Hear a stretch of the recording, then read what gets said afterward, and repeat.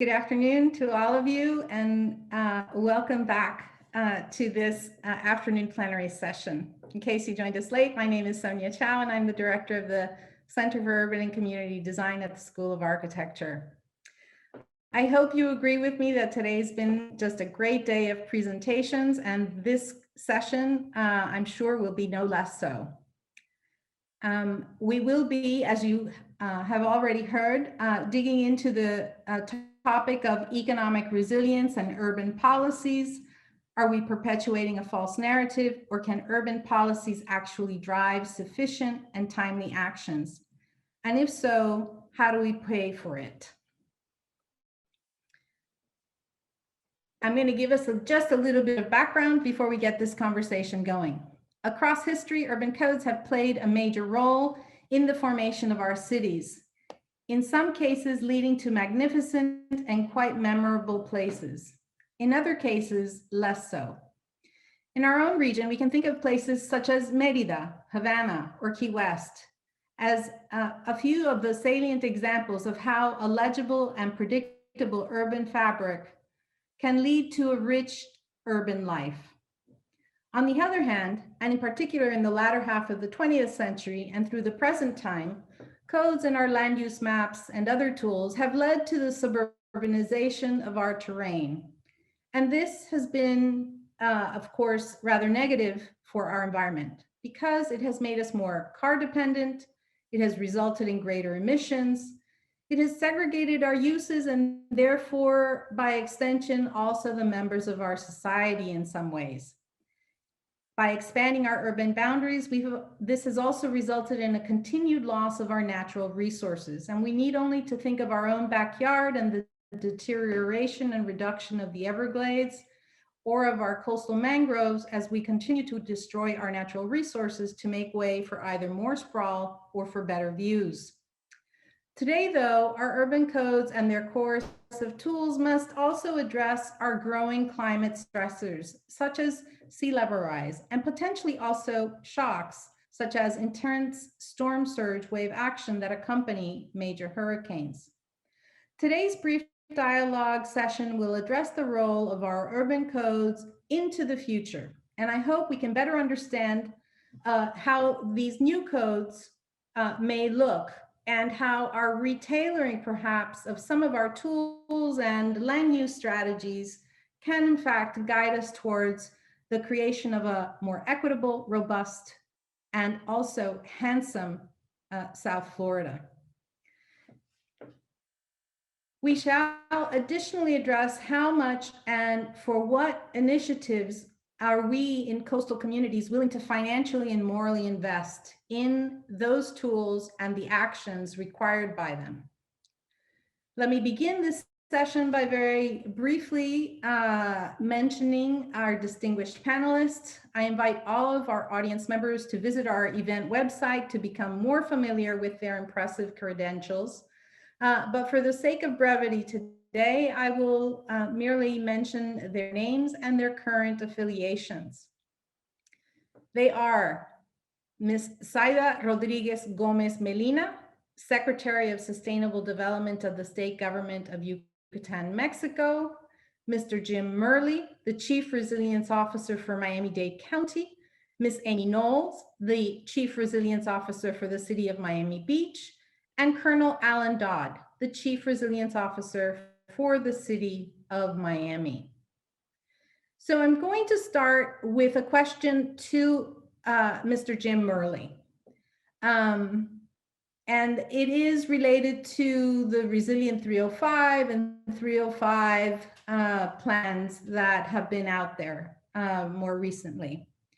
So after the establishment of the Southeast Florida Regional Climate Change Compact, the Rockefeller Foundation supported the Greater Miami and the Beaches Initiative, which culminated with the development of the Resilient 305 Roadmap. It is a living document, of course, which was created to address resilience challenges across the entire county, to prioritize initiatives, and to strengthen intergovernmental and community collaborations. It's, of course, accompanied by the more recent Thrive 305 initiative that has just been launched recently. So, Mr. Murley, Jim, if I may. Can you tell us more about the structure of these documents, their purpose, and how you see them actually catalyzing change? And furthermore, are there financial strategies attached to each of those action items so as to make them attainable?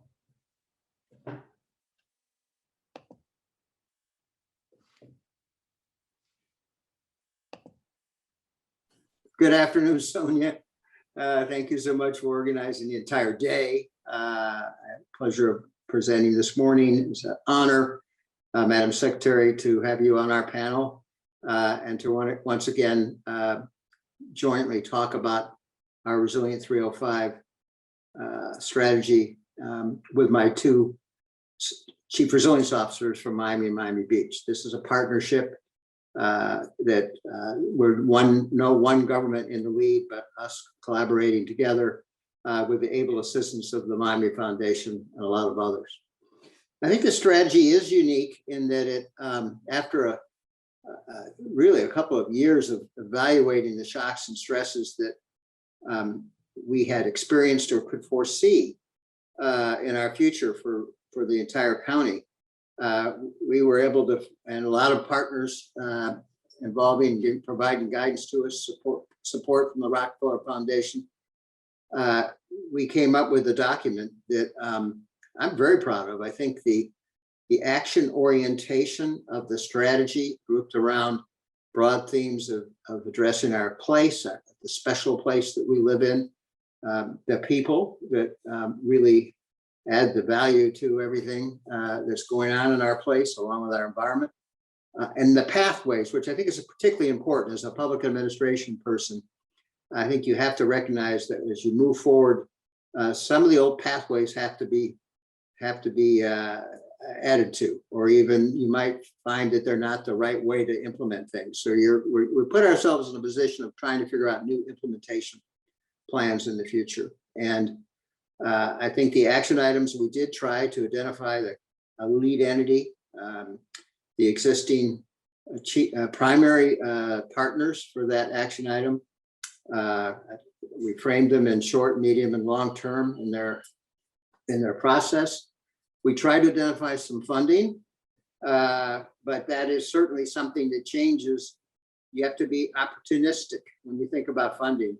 I can't imagine that when we finished that plan in the spring of 2019, we had no idea of the funding pathways that today are what we're looking at in Tallahassee or Washington, D.C. So that's being nimble enough to direct ourselves to where the opportunity exists. I would finally say, Sonia, that in many ways our codes, and I'm a land use lawyer, I think our codes tend to lag in their ability to sometimes be opportunistic and take advantage of situations that codes didn't anticipate. So what are examples of ways to add to the code's implementation besides funding? And that is, I think, through partnerships, interlocal agreements under our Chapter 163, or development agreements where one or more local governments and the developers sit down and kind of customize a plan that fits in a particular location. Codes are kind of citywide or countywide, and in many cases, we need specific ways to implement the action items throughout our county. So, thank you. Thank you, Jim, for that answer. A very, very complete and comprehensive. So because of that sort of large sort of scale that you've been talking about, I think it would be appropriate to ask a question of our Secretary, Sayda Rodriguez, who is with us today, because she, in fact, is dealing with a very large region, an entire state. And you know, when one looks at the number of initiatives that she has going, you have to assume she has a very large and very professional staff making all of that happen. So I'd like to start by asking you about those many experiences. Perhaps we can only touch on a few of them because of our limited time frame today. But I would like to begin by asking you, from an urban and environmental planning perspective, which actions and public policies are being carried out in the Yucatan Peninsula and regarding the prevention and reduction of vulnerability to climate change? Hey, Sonia, it's a pleasure. First of all, it's a pleasure to me to be here with you today. And I will be very glad to share with you a couple of the programs and public policies that we are already carried out in Yucatan, Mexico. Let me tell you about one we are very glad of. Is actually our governor idea, and it's named the Fishery Closure Festival. And what we did right here is that in the period that the mero, that is a fishery species that is already endangered in Yucatan, that it has an offside period of the season. And we actually try to implement a program that is actually cultural, environmental, educational, and economic activities coverage in all the 13 municipalities that we have in our coastal. So this allowed to the fishing communities to transmit their culture, first of all, but actually and the traditional knowledge to the visitors, and generating this synergy between society and government, and promoting, of course, a sustainable tourism. And this is one of the START programs in the Yucatan Peninsula. It works very well. All the communities in the coast are very glad that we implement these programs, and we also increment the tourism, but a sustainable tourism that is very important for us to do in that way. Let me share with you another one that is very important, that it is a Smart Coast. This is actually a program that we implement with the support of the International Climate Initiative. And we implement a project actually, that seeks to establish a climate smart principles in the management of the marine protected areas. And of course, into the coastal development policies, not only in Yucatan Peninsula, but also in all the Mesoamerican reef system. So it's 4 countries that participate in that project. And this is we implemented with a view to improving to the adaptive capacities of the coastal communities in the region. So this especially project, this is very important for us because it enhances the local but also the national knowledge of the capacities and contribute the adaptation plans that is very important in Yucatan and the policies. So right now we're trying to enhance this program, the Smart Coast program, and we're trying to implement another one that we consider that is going to be our legacy, but I hope so, and is the Integrated Coastal Zone Management Policy. So this trying to committed to design programs for all the coast zones, and creating the integrated coastal zone management policy. So this aims to promote resilient, sustainable, equitable regional development into the coast. So this is important to enhance, because the constant improvement to the living condition into the coastal communities are in danger right now. So right here, we're trying to put into one basket all the policies that it is not only state policies, but also municipal policies and the federal policies and programs that they have. So to achieve the sustainable development goals and contributing to the strengthening of the blue economy and the welfare of the coastal communities. So I will leave you right here because we have a lot of, but I consider that this program and these two policies, public policies, are one of the most important for us right now. Wonderful. Thank you so much for your answer. It makes me think about the reality of Miami Beach, right?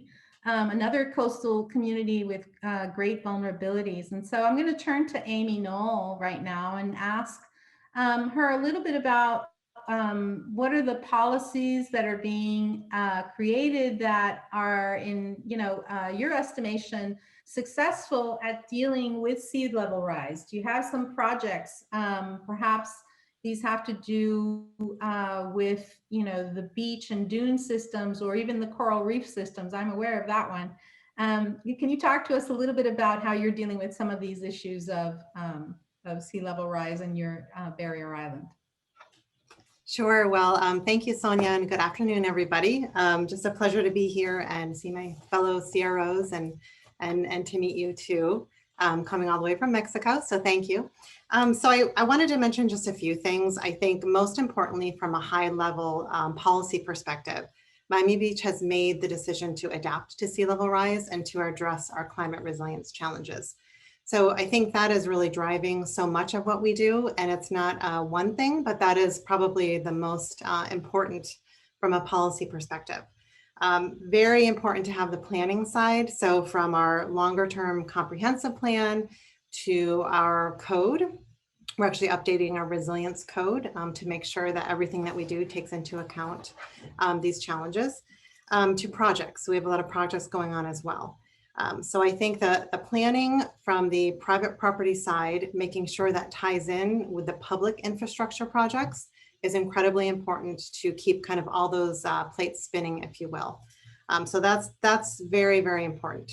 So from the private side, a lot of the things that we've done is we've passed over 20 different land use regulation amendments to make sure that we're building more resiliently, that we're building higher, that we are making sure there's better permeability in the ground, and some real innovative things. For example, for homes, as you're building higher, you're able to use that area underneath your home for uses that can handle water and can get wet and are not going to be a challenge, but are also part of the home. So for example, for storage or for kind of a cabana-like area to really enjoy the outside. So there's some interesting things we've done there to make sure that properties going forward are very protective. From the infrastructure side, I think we're one of the few cities that have completed projects. So we have our first area with Sunset Harbor, where we elevated roads about 2 feet. And while we did that, we addressed our other aging infrastructure needs. So making sure that we've got the new stormwater system, that we've got wider sidewalks, that we're integrating all those mobility needs that we have to make it a better environment.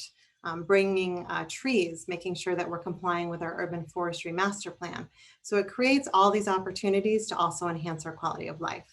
And then the last thing I will mention is the dune system, probably one of the most important resilience projects that we have. It was built many years ago, but over time the dune system has become more and more of an important element in our protection. So it's grown about 3 times what it used to be. It was very successful in Hurricane Irma, and it really is important to stem that wave action. And we're seeing that, more and more. And it's also an ecosystem where we are able to have vegetation and that we're maintaining that over time. So those are just, a few of the things from the public to the private to that protective dune system that we think are really important on Miami Beach. So Amy, I have a follow-up question for you related to historic preservation specifically. Of course, we know that South Florida depends on Miami Beach attracting tourists to our region. It's in fact our tourism engine for the entire county. And so there is, of course, this sort of somewhat terse intersection between the goals of historic preservation, which is to conserve things, versus resilience, which by definition implies change at times, right? And how do we adapt to these circumstances? And I know that, of course, at a national level, we've received new kind of instructions that local governments are now going to have greater latitude in dealing with some of these issues? And I think you touched on some of that, right? You know, before when you were talking about, for example, how there might be additional FAR in some areas, or how you might think of, you know, these historic districts so that they are around for a longer period of time. So I thought, you know, it would be great to hear a little bit more about how you're dealing with that, given the importance of that, you know, tourism magnet being around for as long as possible for the county, right? Yeah, no, absolutely. And it's interesting that you mentioned the tourism because that is important, because it's our sense of place. It's what makes Miami Beach incredibly unique. The architecture, the feeling. It's not like anywhere else in the world. So that's really important, but it's also really important for our residents. Our historic districts are really cherished. We have 14 of them. And, you know, the city under Director Tom Mooney undertook a really ambitious historic preservation guidelines study, which really examines these areas in the light of sea level rise. And we took a very close examination in 2 specific areas, Collins Park and Flamingo, and looked at how to adapt these over time. So it's been very enlightening, very exciting, and really inspirational to think about how these areas can be preserved. And they are going to look a little different, as you mentioned. So I think there's a lot of different things that can be done. Some of the more interesting things that came out of the study is better use of our right-of-ways and our swales and our roadways for water management. An area like Flamingo might be harder to, you know, elevate the overall district. So it might be better to adapt in place. Maybe it's building onto the property. Maybe it's a separate structure. Maybe it's allowing different uses on that ground floor and keeping the habitable areas higher. You know, better use of green infrastructure. So I think it's about preserving these as long as possible and helping them bounce back if and when there is a, you know, a hurricane or a flooding event. Collins Park, a little bit different. It's, you know, it might be better to be elevating. We're seeing a lot of new projects coming in where they're being very innovative. For example, preserving one area and then maybe adding on a newer building that can complement it. So it's not about just replacing, but how do we preserve it as long as possible? And a lot of these things will be addressed in our resilience code that we just kicked off, and that complete rewrite to allow some of these adaptations to happen. So I think that's what you're getting at, Sonia, in terms of, you know, cities being able to move forward to protect these gems. That's wonderful to hear, Amy. Great. So I'm going to use this opportunity to pivot and have a question for Colonel Dodd as well as for Jim, because they're both involved in a very important project. After a long period of consultations, and I would say numerous sessions with representatives from the U.S. Army Corps of Engineers, which your 2 offices convene, and I know because I was in a lot of those sessions, that included stakeholders, academics, professionals, and experts from different government agencies. And after all of that sort of consultation that occurred, the Corps emitted a draft report outlining their priorities and plans of action. And some of those ideas in that report have, of course, been a little bit controversial. So I have a couple of questions for you related specifically to that. And the first one is, you know, the plan includes erecting a rather monumental seawall along portions of our coastline, including the Brickell area. So are there other alternatives that you may be considering with the Corps at this time? After the initial influx of comments from our community members, I know that there are other, you know, proposals that are flying out there. And I want to also ask, you know, how do you feel like we can mitigate the disconnect that would ensue between the land side and the bay side if the Corps proceeds with the plan that they've illustrated in their draft version? And of course, we have to ask, how do we pay for all of that? So gentlemen, I'll ask either one of you to please help us start that conversation. Well, since this is all Alan's fault, I'm going to let him answer the specifics. But we are very, it's been great help to have former retired Colonel Alan Dodd from the U.S. Corps of Engineers in our community to help us understand this process. But let me maybe provide a big picture, Sonia, for the engagement of the Corps on this project and a number of others in Miami-Dade County, because I think sometimes a new project that is focused on a new area of involvement of the Corps, we lose sight of how many projects are really going on with their help. So the Corps, which takes direction and is funded by the United States Congress, was asked to come to several communities along the East Coast after the hurricanes of 2017, 2018, and provide assistance and draw up feasibility studies to protect those communities from storm surge. And, you know, the Corps does many different projects in our community. They're restoring the Everglades. They're helping us maintain Port Miami, that very important beach that Amy talked about, is assisted for the last 30 years by U.S. Corps of Engineers, and we hope for the next 30 years. So they're multifaceted, and it depends on the structure of their assignment or authorization. And this one was really focused on storm surge. It's not something that as a community we had singled out. We had singled out flooding and the vulnerability we have to spring high tides, fall high tides, heavy rain events. And of course, we know when hurricane season starts and we can get a glancing blow, or God forbid, we might be hit by a major hurricane. Picture Hurricane Dorian, you know, sitting over the northern Bahamas with I think that was a 20-foot storm surge. So we haven't had that since 1928 in our urban core of our. So we have a lot to catch up on.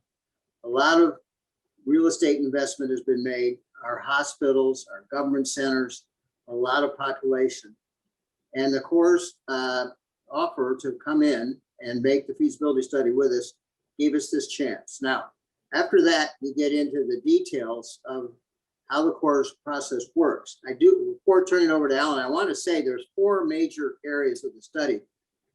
3 of them we're in complete agreement on. Advancing eco-based solutions where they fit, especially in the south part of the county. Protecting critical facilities such as our police and fire and other facilities that we know we need and want to protect from storm surge, and elevating and flood-proofing homes and commercial facilities in designated areas. So we're moving through the study on those areas, but the structures, well, you referred to as a seawall or a surge gate, are something we've never really dealt with before. And so we talk to communities like Norfolk and New Orleans that have them. We talked to Collier County, Naples, and Charleston, which are going through studies with us at the same time. There's a unique to their areas. And we're learning all the time how this study can lead to some solutions. But I'll close by saying this particular 3-year period, feasibility study, is not putting in stone or concrete, if you will, the final projects that we will agree to. It is giving us and the Corps and ultimately the Congress an evaluation and opportunity for a project to be funded in part by the federal government. So it is complicated, but on the other hand, it is the process that communities are going through all up and down the Atlantic coast. I think we're fortunate to be one of those. Alan, now just explain what I said. No, thanks, Jim. And I think you're absolutely right. And it's important to recognize, I am a little biased because I did work for them for a while, but the Corps has been doing water management for more than 200 years for the nation. And they do have a lot of expertise and technical capabilities that we don't have, and they bring federal funding with them. But in this case, they were really trying to look at 39 inches of sea level rise and that tremendous storm surge on top of it coming in with a 200-year storm and what the impacts could be. And what their modeling shows is that more than 220,000 properties could be inundated if that type of a storm hits. I was down here when Hurricane Andrew hit Florida and the devastation was terrible. And if that type of a storm hits today in Miami, it would be very catastrophic. So they're really looking at those type of impacts and saying, what do we need? And it is not a design that proposes a wall there. What it is a conceptual plan to determine the feasibility of putting a structural solution there and looking at what are the environmental impacts so they can get an idea of the costs of what the project would be, what the benefits would be if you had something there that would prevent that storm surge from coming in, and then what type of impact would happen when you're trying to build it. So as we've been through this process, we are just in one of the first steps of a very long, deliberate federal process to first figure out what the recommended plan would be to get authorization from Congress and funding. And once we do all that, then we can start doing the planning, engineering, design. And that's where we really, as the locals here, would have a lot of input as to what it would look like. And I think that the city of Miami and Miami-Dade County have been very upfront throughout this whole process, saying that we want something that is a more natural looking feature that harmonizes with the communities, that really ties into the fabric of the community and will enhance property values, not take away, that provides for water access, provides for people to see the water. And we can get that as we work through the process with them, but it takes several years to get to that point where we will ultimately see what it will look like. You know, and I think that if you look at what the Corps has done, I haven't seen a wall sticking up out of the water anywhere in the nation. They are going to work with us, and ultimately, I believe it will be positive for our community, and it's more importantly going to provide that flood protection that we really need to stay here forever and be able to deal with the realities of climate change. This is great to hear, Alan. I'm sure that it will comfort many of our community members who were rather worried about that initial vision. And so I'm going to stay with you for a minute, and then I'm going to pivot over to Secretary Rodriguez, because I'm going to ask you all about money. And so I'd like to ask you about a couple of things, right? So on the one hand, there were bond dollars, right, that were issued, approved by the constituents of the city of Miami in recent years to support resilience-related initiatives. Can you tell us a little bit about how those are being employed on the first hand? On the second, I'm just going to tie these together, you know, talking about the American Rescue Plan dollars. Can you tell us a little bit about how those are being allotted? And lastly, do you think that there might be some dollars in President Biden's new infrastructure bill potentially? And if so, where would you want to put that money if you had the capacity to make those types of choices? Okay, and the Miami Forever Bond is $400 million. And I'd like to go back to the USACE back-based study and put that in perspective. That's a $6 billion project, and the federal government would be providing 65% of the funding for that. So I believe that's close to $3.6 billion. Those are funds that a city or even the county wouldn't be able to put into an infrastructure solution. And that's where partnering with the state and with the federal government help us to put together these bigger, larger projects. But going to the Miami Forever Bond, it's a $400 million bond that our residents voted on and passed to improve our resilience and address some of the most urgent needs that we have. So it allocates the $400 million with $23 million to go specifically on roads, $78 million to improve parks and cultural facilities, $7 million for public safety, a fire station basically, and $192 million for sea level rise and flood prevention. And then the last part is $100 million to go towards affordable housing and working on improving the quality of housing for our low-income families. And so out of that, we've only allocated about $58 million. The rest of it, we still have to decide what we're spending on, but it's been very successful moving forward. Now, as far as the other programs that you talked about, the American Rescue Plan, and then the infrastructure bill, we see those as great opportunities to add to the funding that we have. The American Rescue Plan plan provides money for us to really help to address COVID needs and impacts that we've had to our economy, impacts that we've had to businesses, restaurants, the tourism industry, and essential employees who have been affected so much. And we'll receive $139 million or so directly to the city to do that. But also there will be funding that goes towards infrastructure needs, water, sewer, and there's a lot of other bins besides what the local government gets that we expect we'll be able to tie into. And finally, the infrastructure bill as well is really about building a crumbling infrastructure across the nation. And we see that as a great opportunity to help rebuild our stormwater infrastructure, to rebuild roads. We have some bridges that need to be replaced, and we will definitely try to do that. Addressing our waterfront areas and raising them and hardening them so that when the hurricanes hit, we won't have the severe impacts that would occur right now. But there's lots of great opportunities, and I have to throw out, the state is also passing a $100 million resilience fund. It's under consideration that will provide other resources to us. And then we work with nonprofits and a lot of other groups to get funding as well, so that we can match what we're able to bring to the table, what they can bring to really come up with solutions to address our needs.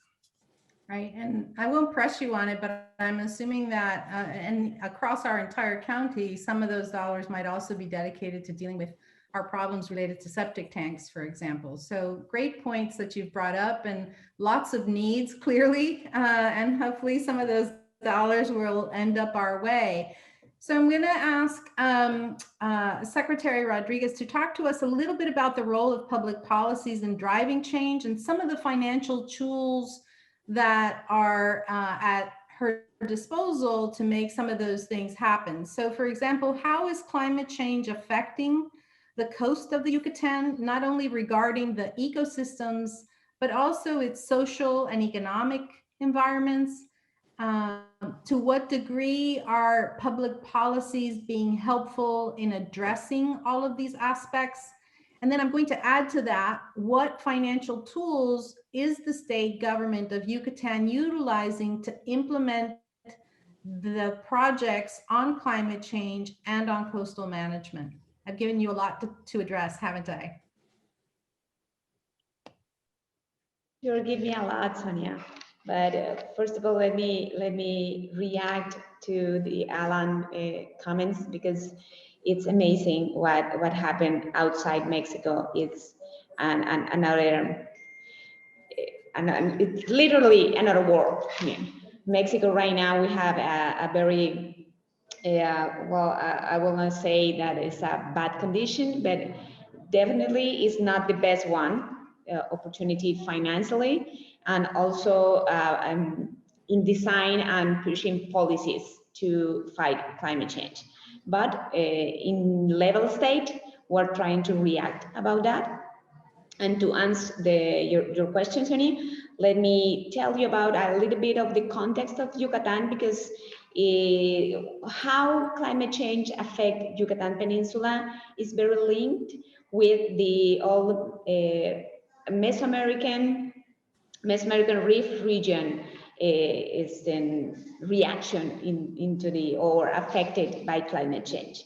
And in this context, I would like to say that this region provide an essential ecosystem service to all, literally region. I mean, it's 4 countries. We have a lot of coastline, a very big coastline. Just in Yucatan, we have 340 kilometers of coastline. And this represents 5% of the entire population of the state. But it is the most vulnerable population in the state. So for us, as a public commitment for government is very important, socially and economically. So in this context, let me say you that in Yucatan, as well as in Florida and Miami, actually, we are witnessing a lot of very worried sea level rise. We got 2.45 millimeters per year of increasing. So it's very worrying measurement, as well as the greater exposure to extreme weather effects as hurricanes, but also cold winds. We call it right here the nortes. So this affect very important to the biodiversity into the coastal region. So we also get a very important coastal erosion. So allowed with the coastal dune, the losses of the coastal dune, and of course the habitat for species such as sea turtles and migratory birds. Well, talking about a little bit of the flamencos, but we got more than 60 type of migratory birds that actually use Peninsula Yucatan for his habitat. So this is important for us. And about how climate change affect directly in economic way in Yucatan. Right here, we have a lot of inversion into the tourism, as already said. So we got a very important affectation about lost infrastructure, loss of the environmental services for the coastal zone, but also loss of the recreational areas that we are, the Yucatecans are very linked with the beaches. So we are losing our recreational areas. And in the socioeconomic context, we get a very big association, not only for locals, as I said, but also as foreigners. So all the impacts that we get in the coastal ecosystem, not only into the coastal line, but also into the mangroves and all the associated ecosystems with the coast. We got a lot of repercussions. So not only in tourism, but also into all the indirect economic sector associated with the tourism. So it's also fair to say that public policies have not only been of a great help to tackle this problem, we're trying to, but also is 100% necessary to push not only the state government level, but also federal and municipal, as already says. So it's hard to see how to push the support. We got in Mexico a very important participation for the private sector. So this has been react into the financing of the different actions and programs. And to finish the question about the financing challenge for Yucatan and for Mexico, actually trying to bring fund to these important challenges in Mexico in general. We are trying to put a small budget. I mean, it's really small. In Yucatan, we this year are trying to invest 40 million of pesos into the coastal program. So it's, as I said, it's small, but we're trying to push another kind of financial resources as blue carbon. We're trying to reach and to generate a baseline of the carbon sequestration, to trying to reach aspirate the blue carbon as a source of resources financial for our problematics into especially the mangroves. So clearly there are some parallels to be drawn between our coastal regions and some differences. And it's really interesting to be able to do this sort of comparative analysis as we talk about them. I'm going to sort of have two more questions, and they're related to urban density. And then I'm going to address any questions that come into the Q&A. I see we already have one. I encourage our participants to add to that if they have any additional questions for us. My two questions are related, as I said, to urban density, but in different ways. So on the one hand, Jim, we keep talking about higher density being reasonable. You know, we keep talking about higher ground across our community. Everyone here in South Florida refers to the FEC track as the highest ground across our community. Flagler was quite bright in putting it there. And we know that there's a lot of gentrification happening along some of the neighborhoods that it strings together, so to speak. On the other hand, if we do take a long distance view of Miami-Dade County, and we do that by looking at, the current LiDAR views of our terrain, we can quickly see what's driving some of that, right? And so one has to ask, if we are to have, a future terrain that might be a little bit more broken up and where water becomes more of a part of our systems. We had a session this morning where we talked about the concept of terroir and, living with water.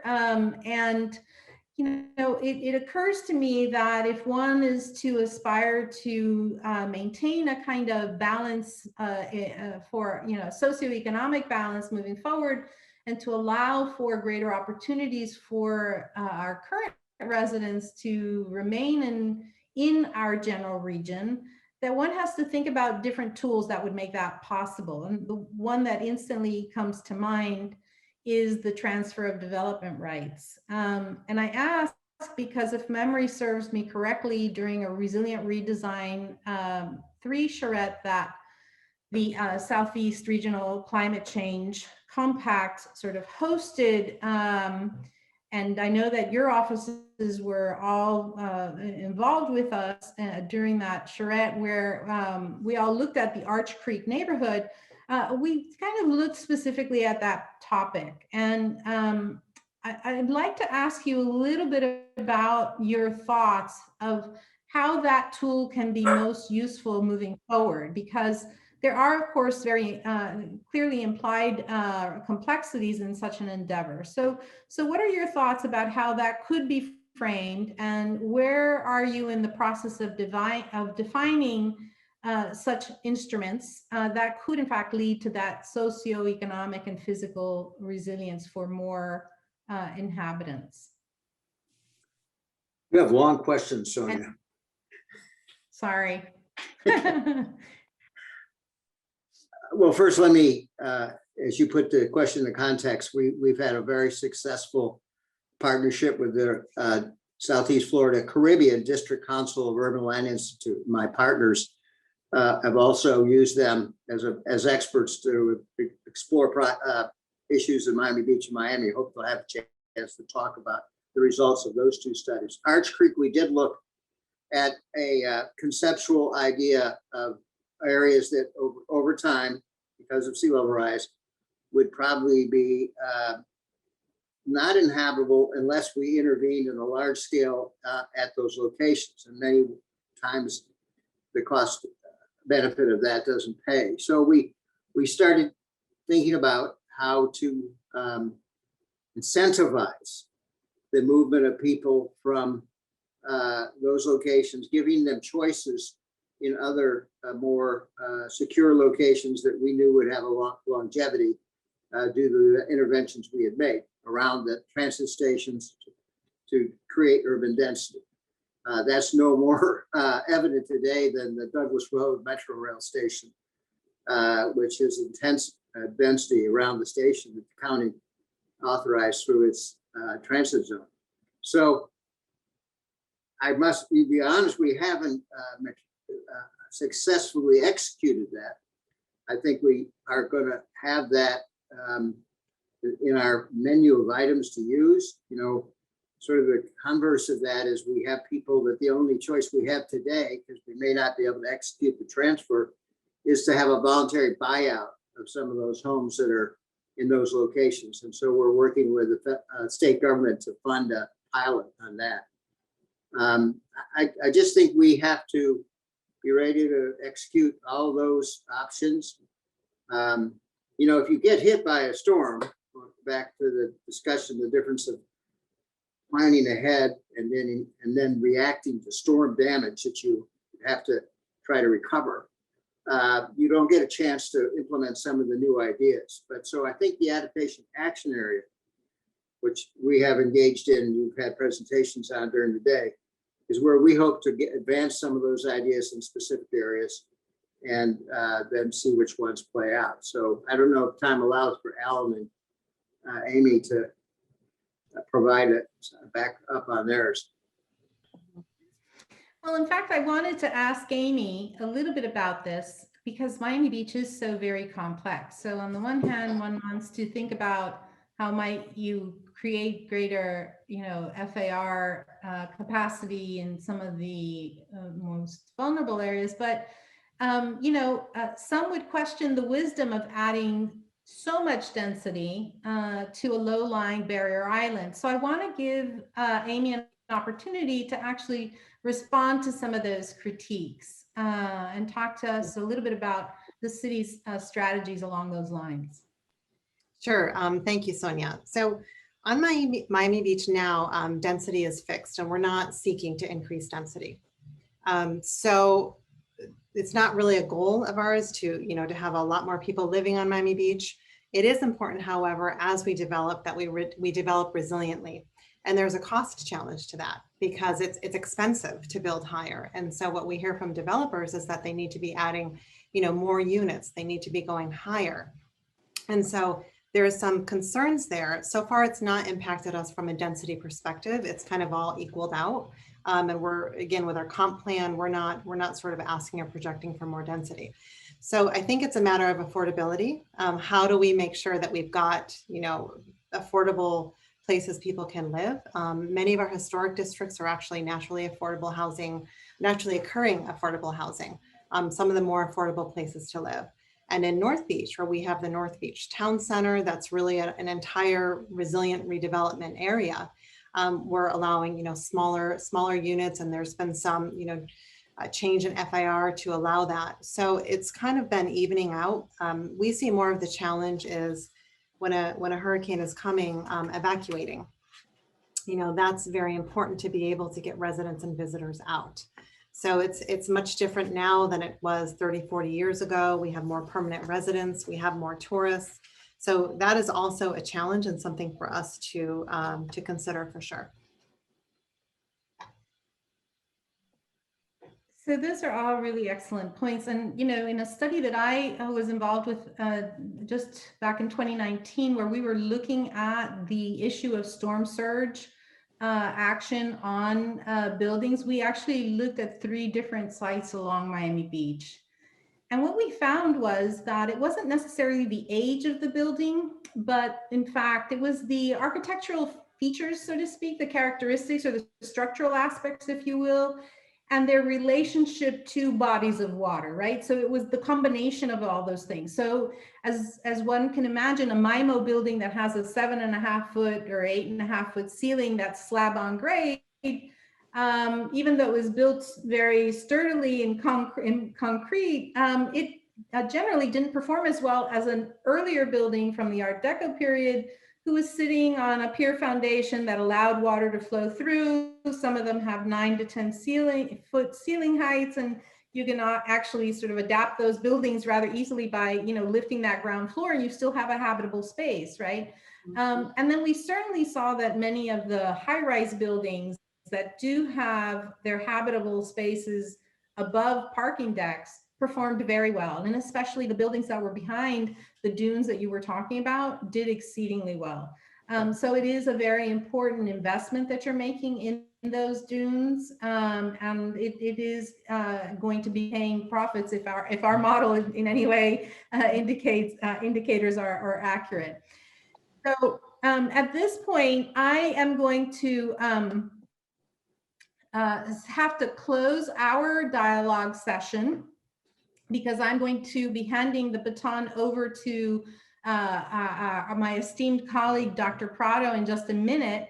But I do hope that everyone who's participated in this session has found the conversation to have been insightful and of interest. I really only wish we could have had a little bit more time, but I am most grateful to each and every one of you.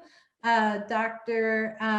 Rodriguez, Secretary Rodriguez, thank you for joining us from Yucatan, Mexico today to talk to us about your experiences And to my three esteemed local colleagues, thank you so much for sharing with us today your experiences as well, and for allowing us to better understand the pathways that you're all helping to mold in order to lead us to more equitable and robust communities.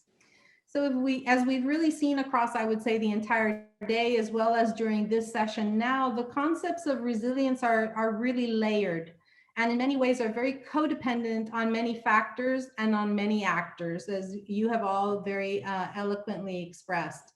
So the framing of the term resilience has itself, I would say, adapted. It's increasingly focused on the human-centered aspects that are related to our adjusting and preparing our adjusting realities, and that are helping us to prepare for our increased challenges as we move forward and our climate continues to evolve.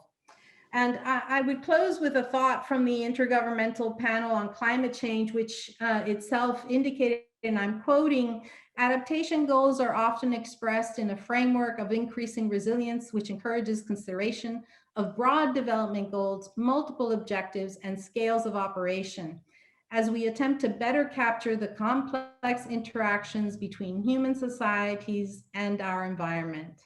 Again, we hope that you found today's conversation useful, at times provocative, and perhaps even inspirational. I now invite you to join us for our final session of the day, where we will have two of our leading figures at our university, Vice Provost for Faculty Affairs and the Dean of our graduate school, Dr. Guillermo Prado, and afterwards, President Frank, Julio Frank, who will have our closing remarks.